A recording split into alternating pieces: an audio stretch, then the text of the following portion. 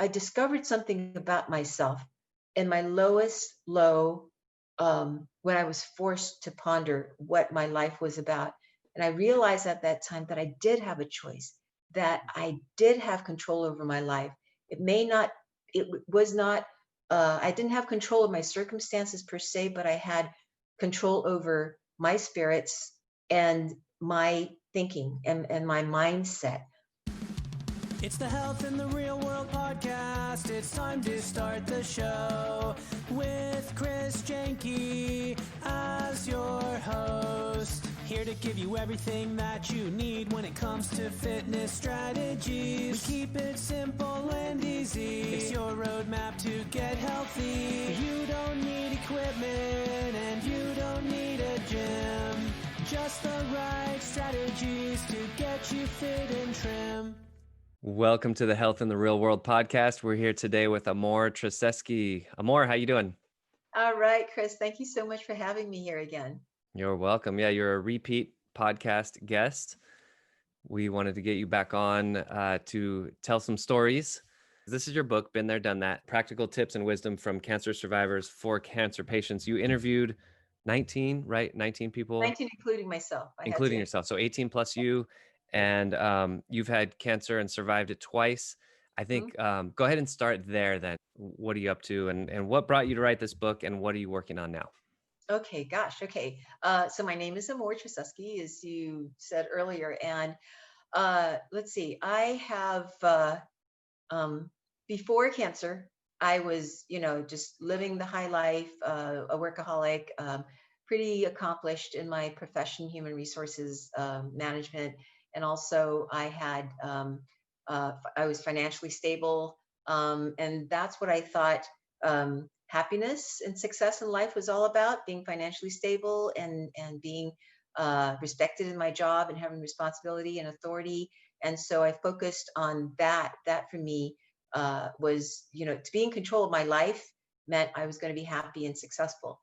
But then when the doctor called to tell me that I had breast cancer, I felt like I lost control because I didn't know anything about cancer, didn't think that would touch me at all. And so fell apart and relinquished my life to my doctors.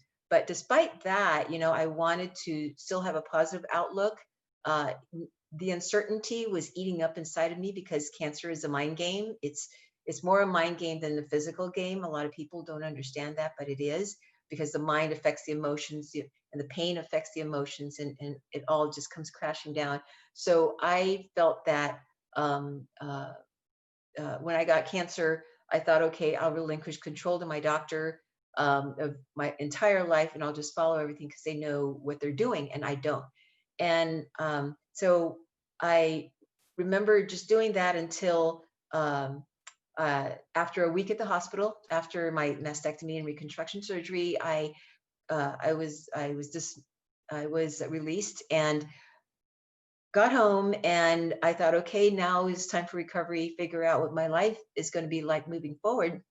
And I then started shivering like crazy. And I didn't know that I had a fever until my neighbor came over and found that I had a fever of 101.5.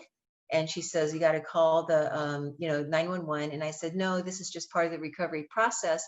I just need to have hot tea and warm blankets. And then the 911 paramedics came after I says, okay, let's just do it. And my temperature rose again. I was really shivering, and I really didn't know. Nobody could tell me what was causing it. But looking back, I was in danger. But I really thought that, hey, I was just at the hospital. I'll be fine. The paramedic firefighter says, ma'am, we need to take you to the hospital. And I said, no, I've just been there, and back and forth until I saw the worried looks on their faces. And I said, okay, I'll go, but on one condition. And that's so I says, I'll go if we have a picture taken with all of you in it.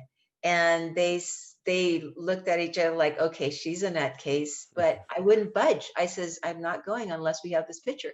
And so they reluctantly had the picture taken with me, and I have the picture. I wish I could show it. It's in the book.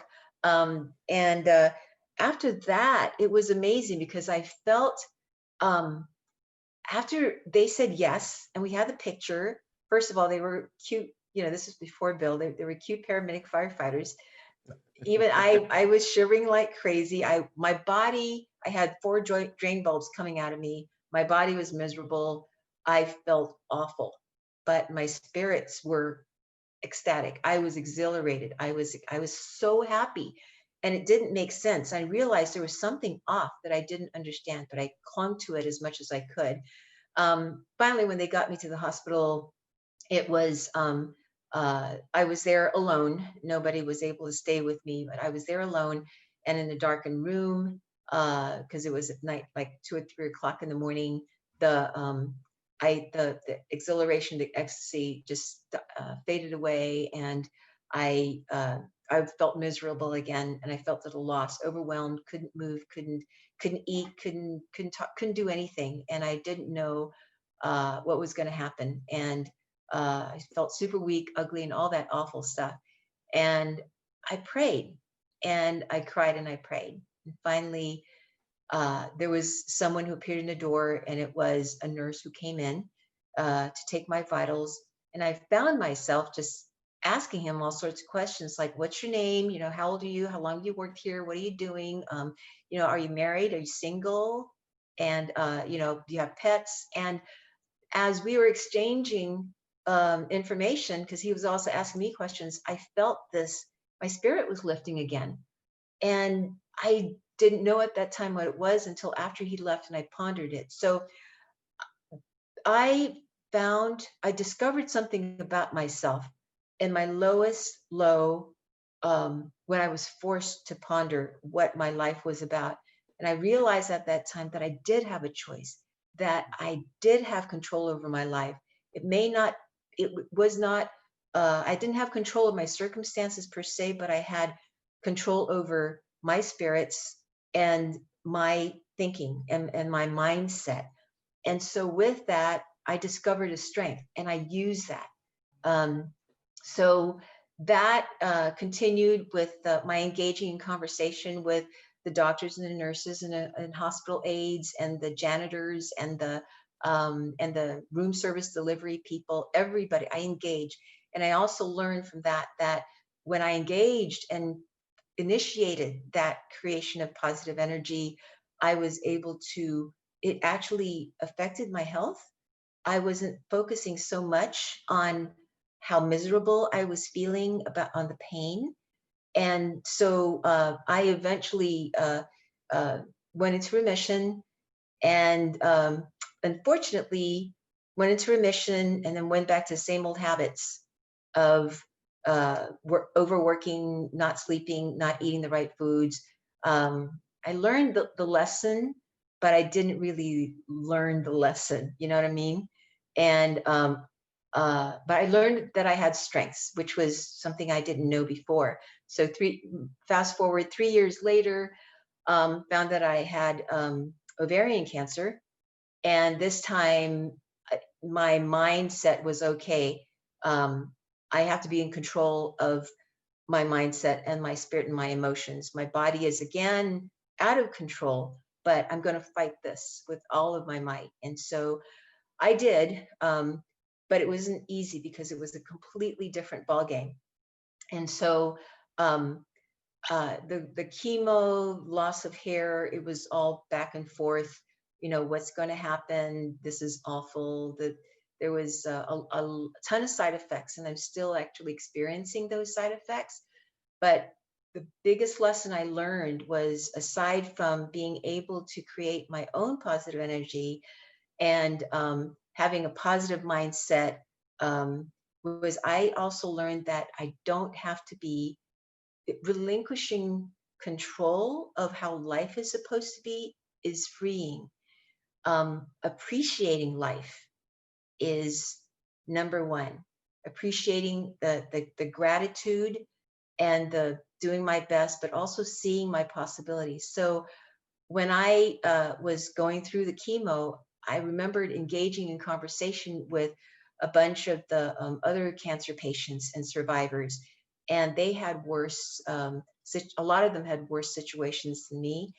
And I remember just thinking, okay, I need to be able to collect all this wisdom from experience, their experiences, and share it with others, because as a cancer patient, breast cancer, ovarian cancer, I could not find one central book or manual that I could refer to when it came to how to now live my life with cancer, how to deal with the different the side effects, the negative emotions, the changes in life, drastic changes in life, relationships, sexual intimacy, pets, children, cooking, nutrition.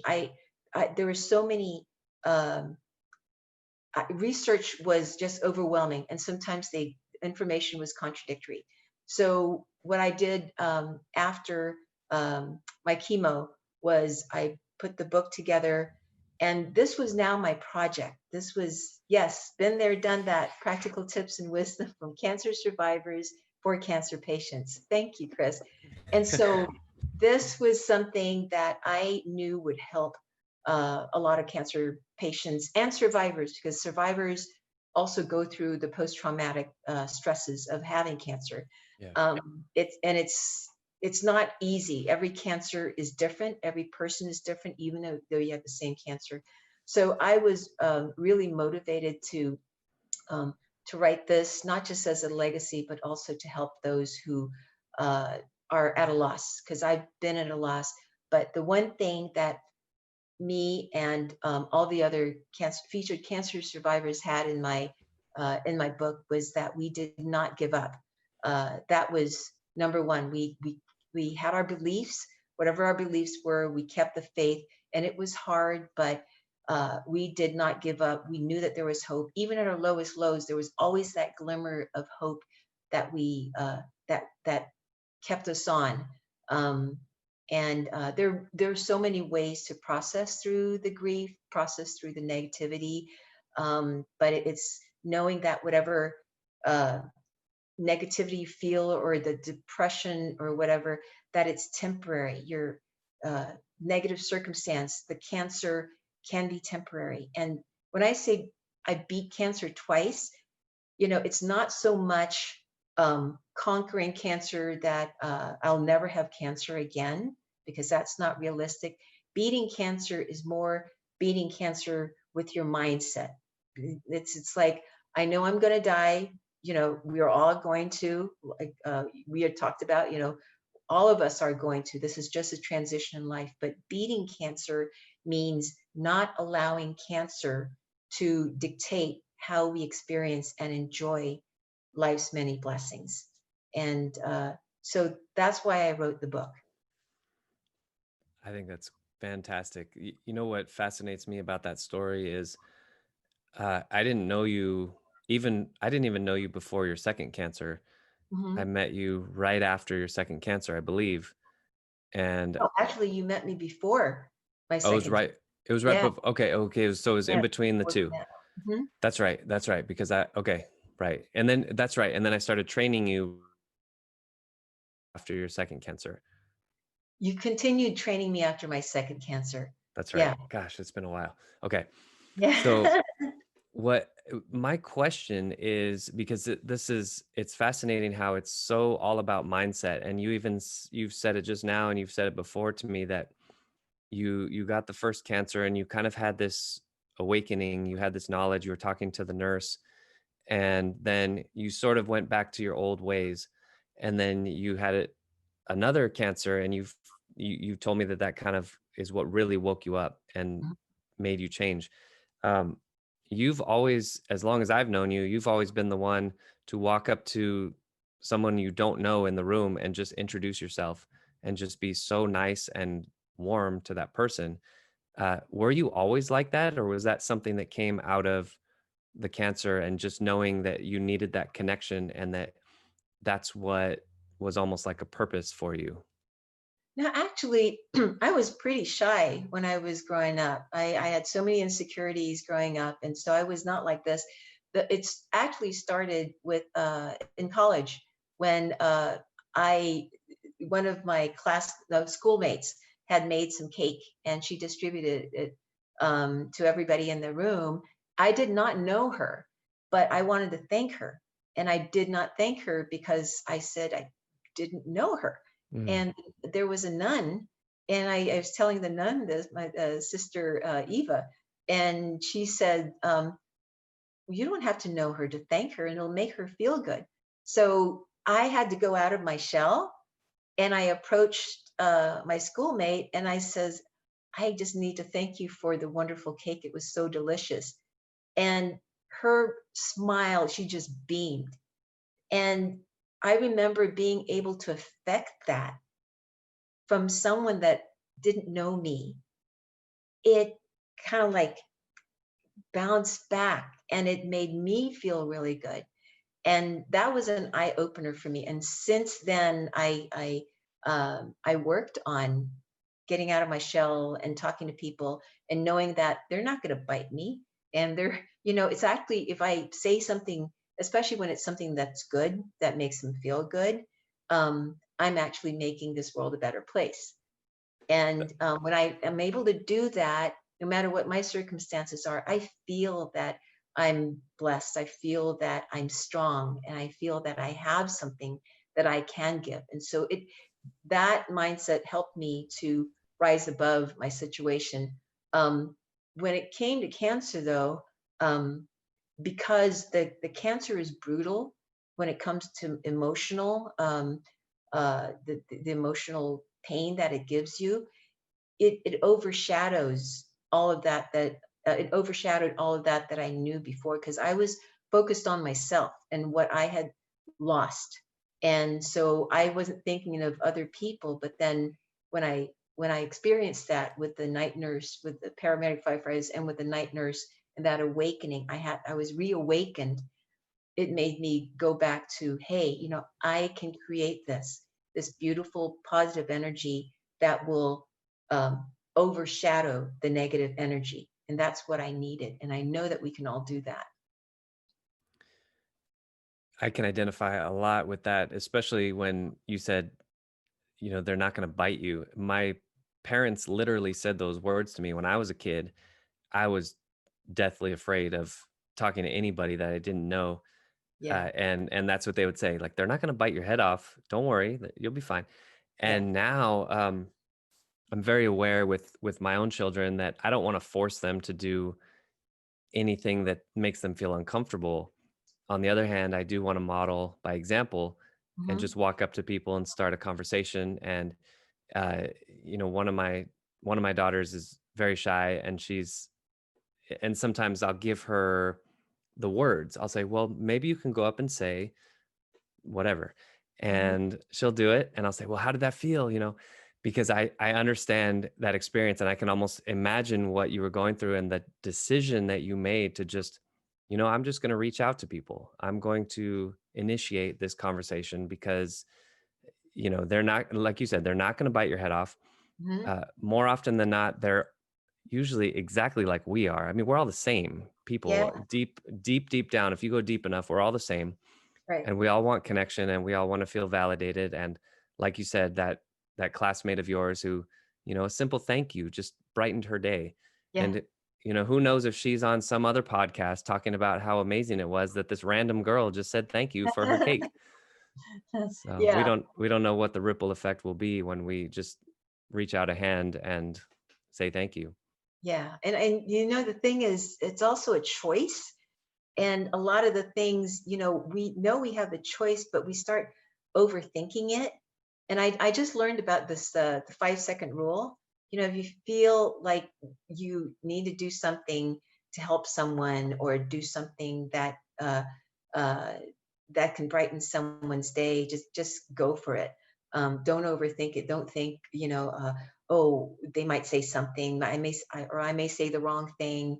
I've already, I used to be that way all the time, but now I'm because of cancer, I'm fearless. I really, it's not that I don't care, but it's more of when I feel that it's in alignment with who I am, which is to share kindness and compassion and to do good, I'm going to do it. And of course, be aware of how they're feeling too. But um, I I think for the rest of my life, it's just trying to make a difference in the world, in my neck of the woods, and hopefully it'll grow. Because when we're kind to other people, they unconsciously will take that in and also mirror that, and be kind to others. And I think uh, being able to do that is just, I just feel so blessed to be able to do that.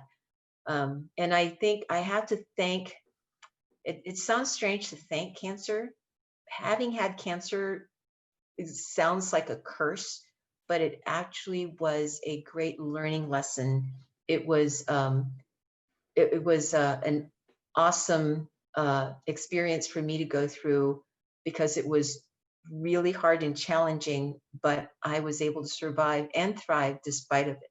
And if I hadn't gone through cancer, if cancer hadn't knocked me on the backside of my head to say, hey, take care of your health. You got to sleep, you got to eat the right foods, you got to not stress yourself. Not everything can be, you can't be in control of everything.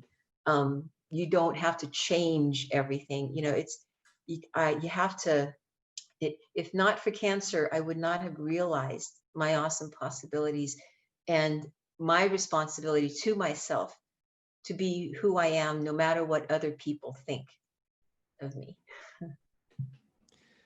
Yeah, I see difficult, kind of rock bottom circumstances as, you really have two choices. You can stay there or you can learn from it and grow. I think that's great how you almost, I've been seeing difficult life circumstances almost like a workout, right? If the workout is not hard enough, and Mm, obviously your cancer was harder than any workout you've ever done, but as an analogy, I think it works, right? The workout that's really easy, it's not going to change you much unless, if right. it's like a stretching workout, that's another thing. But if it's like a weightlifting workout, it's got to be Yeah, hard. It's got to be challenging. You're going to feel it a little bit tomorrow, but you can think of it as like, oh, poor me. I'm so sore. Oh yeah, gosh. yeah, Or, yeah, I'm on my way. This is part yeah, of yeah. this is one step in the process, and I'm going to learn from this and move on. Definitely reap the rewards. And I'm feeling it too. Yeah. I, Are I you am talking reaping, yeah, I am reaping the rewards of not just the workout, that the tough workout that you gave me. yesterday? Thanks a lot. But also of the workout that I got from um, growing through cancer. And I'm still living with cancer. I will live with cancer for the rest of my life. I have canceritis, the fear of getting cancer again. But it's recognizing that fear, acknowledging it, but not letting it consume me, and just seeing it for what it is. It's if I see we have to see tough experiences as experiences that we can learn and grow from. And it's easier said than done, but I think if we focus on that, what we can grow from, um, learning from it, then I think we'll come out, you know, better and an improved version of ourselves in the end. Yeah. Amor, can we take it big picture to finish up? So I know we've talked about how you're coaching people who have cancer and sort of helping them develop their mindset, and how you're broadening your scope to talk to people who are going through any challenge Mhm. and helping them to change their perspective, shift their mind, so to speak. And Right. what's like a 1 minute motivational speech that you would give, again, bigger picture, not just cancer, but Mhm. for anybody going through any kind of struggle right now? What would you say to them? Well, it's actually it's no matter who you are or what your circumstances may be, you have the strengths to overcome whatever challenges you have in life. And when you do, and you believe that, you will be um, you'll be pleased, but more than pleased, but you will be proud of how far you've come. But it is that belief in yourself, no matter what your past was. Because my past was, I had really bad insecurities in the past. But no matter what your past was, you can become the new you and reinvent who you are and live your life to the fullest. Thanks for listening to the Health in the Real World show. Make sure to like,